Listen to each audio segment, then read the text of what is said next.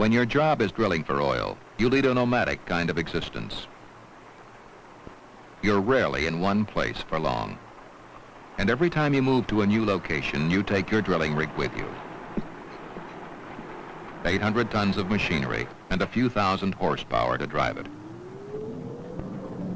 Setting it all up can take anything from a few days to a couple of weeks.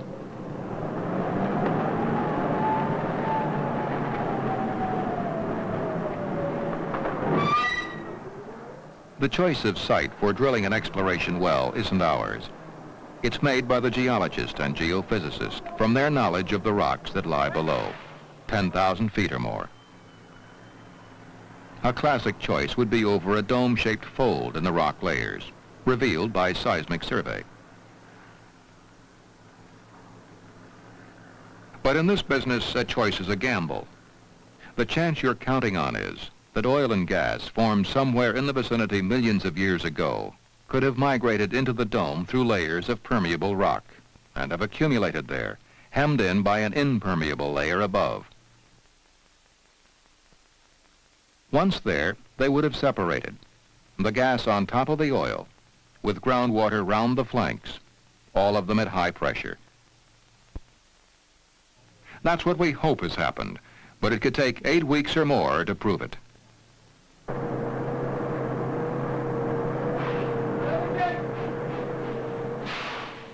We start with a relatively large bit to drill through the soft surface layers down to 1,000 feet or so. When your target is over 10,000 feet down, you don't just sink a deep hole. You build it carefully, stage by stage.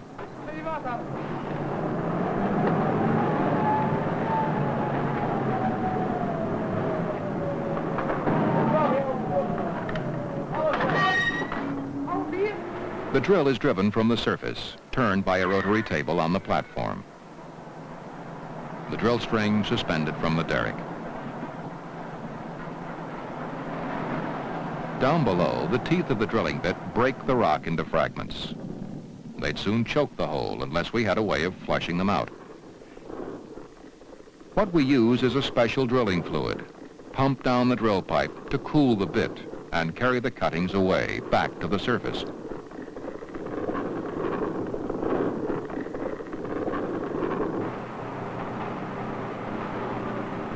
The mud, as we call it, is channeled out over fine mesh screens, the shakers, to remove the coarse cuttings, and then passed through separators and settling pits to get rid of the finer material before it's recycled back down the hole.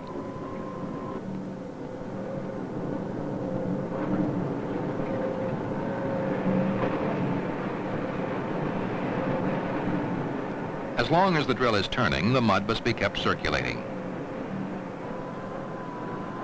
But every 30 feet, drilling has to stop to add another section of pipe.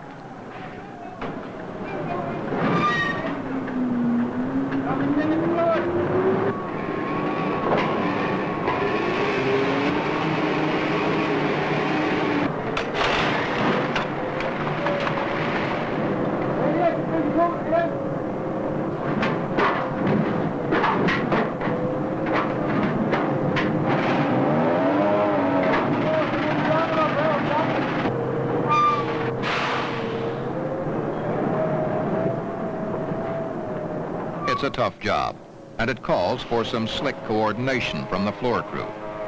But they all get plenty of practice.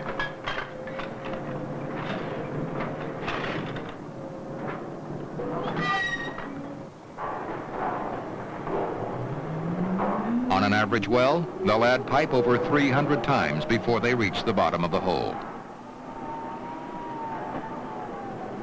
Everything's done to a schedule, supervised by the tool pusher. Nowadays, he doesn't push anything but the drilling program. He's responsible, among other things, for ordering supplies of materials as they're needed and making sure they arrive on time. This steel casing, for instance, will be run into the hole when the drill has reached 1,000 feet. It's essential to stabilize the well at this stage to prevent the softer rocks found at shallow depths from caving in. This will be the next job coming up in his program within the next few hours.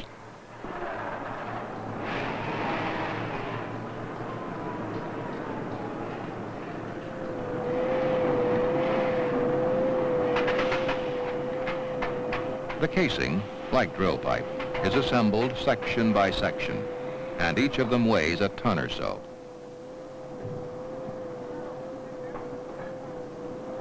These centralizers are fitted at regular intervals to keep the casing central in the hole as it goes down.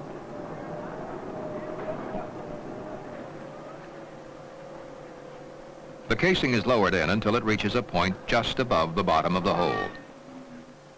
The next job is to cement it home.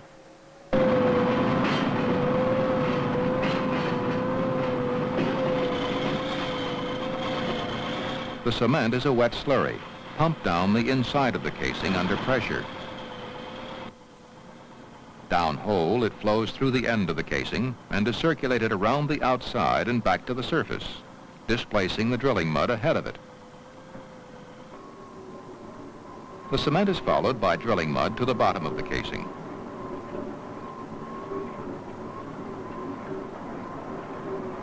The pumps are stopped and the cement is given time to set. Now we can cap the top of the casing with a set of safety valves, known for obvious reasons as the blowout preventers. If further drilling were to encounter extremely high pressure, gas, oil, or water, we could have a problem. To contain it, we need a means of sealing off the hole at the surface. It's done by hydraulic rams that close off the gap between the drill string and the inside walls of the casing. As we go deeper, heavier wellhead equipment will be installed to control the higher pressures.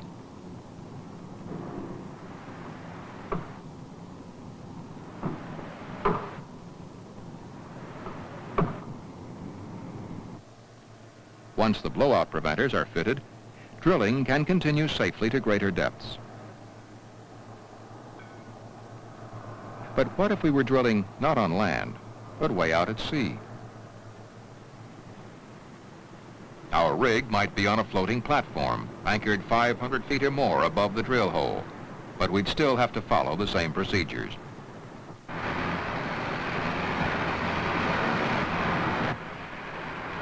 On a marine well, blowout preventers are every bit as vital, but they have to be fitted by remote control, sent down on guide wires, and locked onto the casing under the watchful eye of the television camera.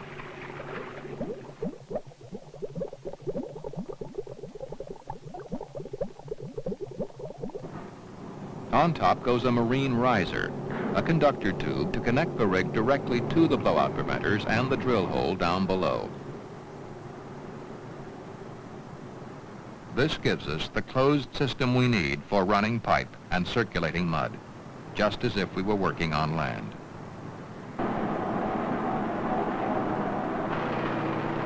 As drilling goes on, the mud return shows the succession of different rock layers we're passing through. Some of them could contaminate the mud and prevent it from functioning properly, so we need to keep a constant check on its composition. The mud must also be maintained at a given viscosity and density. We don't want it altered too much by the rocks we're drilling through.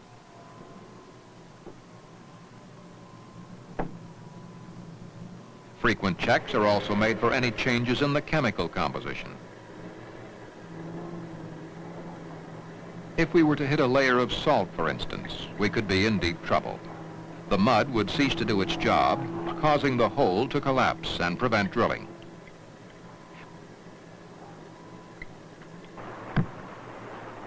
We might have to replace the mud with a new supply of an entirely different composition to neutralize the salt.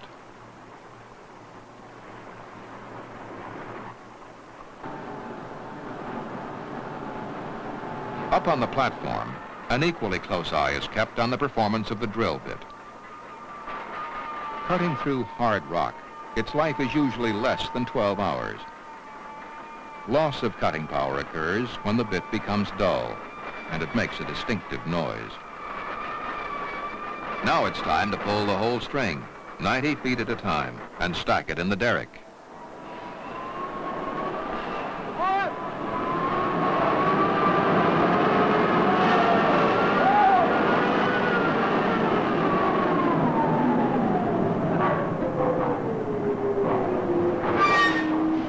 Thank you.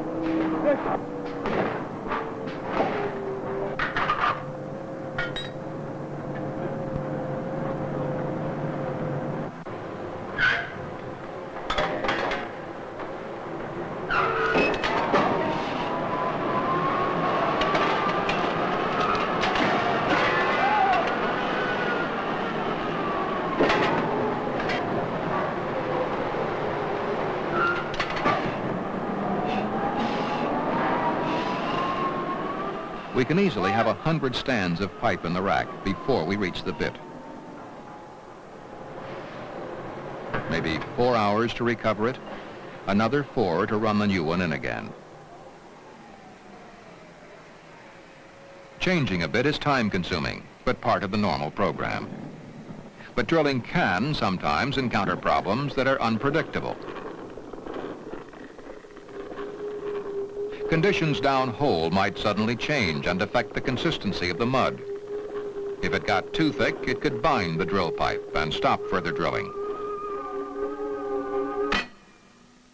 If it happens, you just pull out what you can. Then you go fishing, and with luck, you make contact.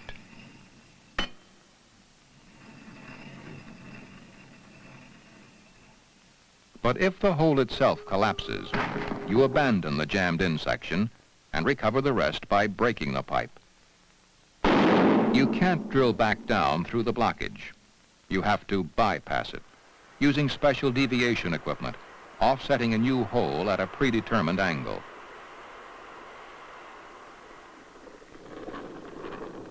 Mechanical troubles don't happen all that often, but on every well, you have to be prepared for hazards of another kind that may lie buried in the rocks below. A sudden increase in mud flow from the well. Stop drilling and close the blowout preventers.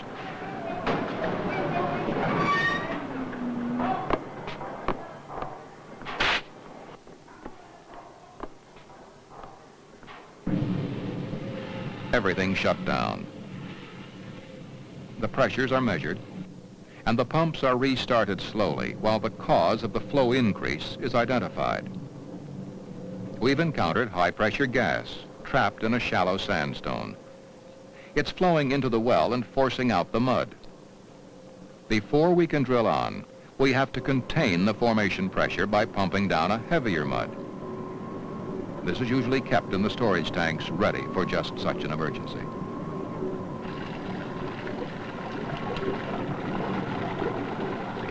At 3,500 feet below, the gas is flowing into the hole. But as the new heavier mud begins to circulate, the pressure is gradually overcome and the flow stops.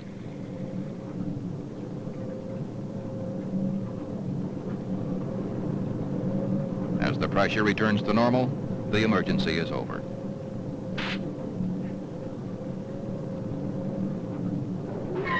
With the mud weight increased, we can now drill the rest of the gas zone. Then the hole can be lined with steel casing. Then with a smaller bit, on towards the target. Still a long way to go.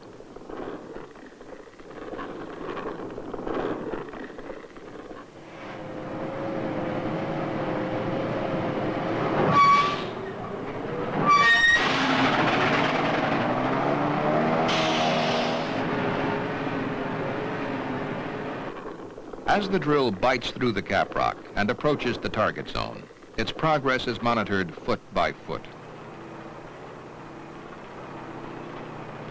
Inspection of the cuttings will give us the first indication of what really lies below the caprock, whether or not the choice of drill site was correct.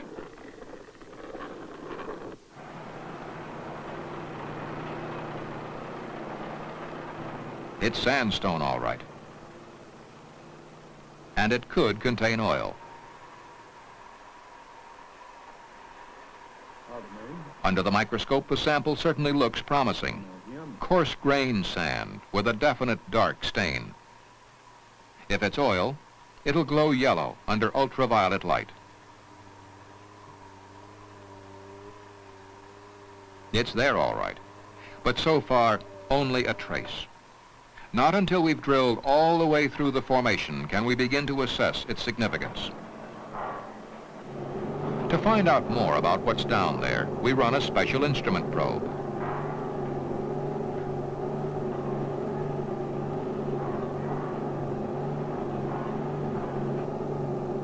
The probe contains devices which measure certain electrical, acoustical, and radioactive properties of the different rock layers and transmits them back to the surface where they are recorded. As it passes back up through the formations, the nature of the rocks penetrated by the drill and how much oil and gas they contain can be determined by the recorded measurements. Shale, porous sandstone saturated with oil. Even more porous here. Limestone, nothing much in this case. Then the gas layer, and finally, the impermeable shale of the caprock.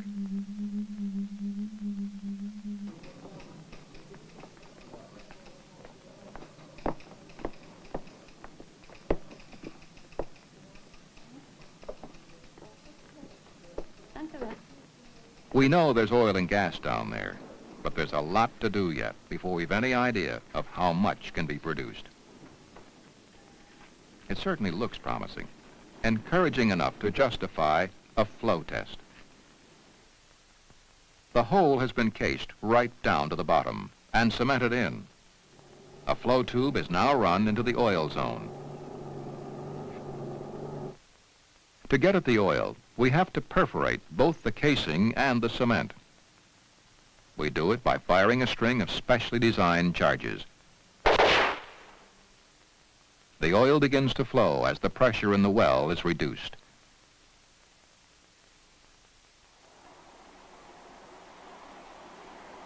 The flare-off of gas that comes up with the oil signals a successful test. To get this far has cost anywhere from $600,000 on land to $4 million offshore. Yet all we've managed to assess is the potential of the area immediately around a single drill hole. What interests us now is the rest of the structure. To find out the full extent of the oil reservoir, we have to drill more wells.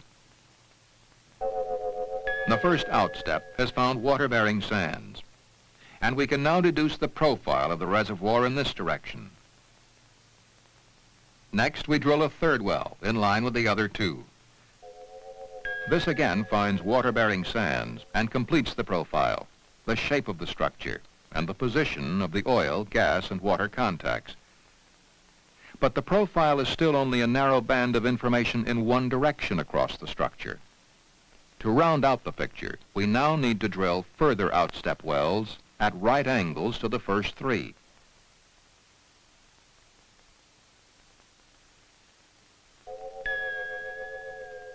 Even with a classic dome-shaped structure, outstepping can have its disappointments. Nothing but water, and much lower down than expected. The rocks have slipped along a fault line, blocking off the reservoir. This is what's called a dry hole. But its information was vitally important. We've now probed the limits of the structure, and at last we have a three-dimensional impression of the reservoir. We can now begin to plan its further development. To bring the oil field into full production, further wells will be needed. These are drilled into the oil-bearing zone beyond the edge of the gas, so we get the maximum assistance from both gas and water pressures in driving the oil to the surface. As more and more oil is withdrawn, we can inject water back into the structure to maintain the pressure by drilling more wells outside the limits of the oil accumulation. An oil field may extend over an area the size of a town, with a network of pipelines for gathering the oil and maintaining pressures downhole. If the oil field were offshore, the whole installation, complete with treating facilities and pumps, would have to be concentrated into a very small area.